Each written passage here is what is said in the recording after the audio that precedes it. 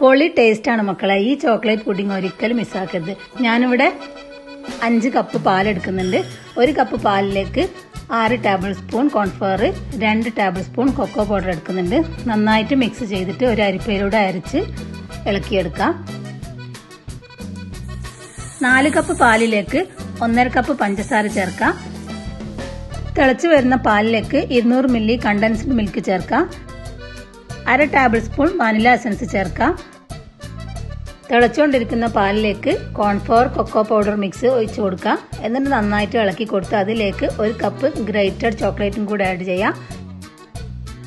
ഇനി പുഡിംഗ് ട്രേയിലേക്ക് ഒഴിച്ചു കൊടുത്ത് ചൂടാറി കഴിഞ്ഞാൽ ഇതിന്റെ മുകളിലായിട്ട് ചോക്ലേറ്റ് ഗ്രേറ്റ് ചെയ്തും പിസ്തയും കൂടെ അലങ്കരിക്കാം.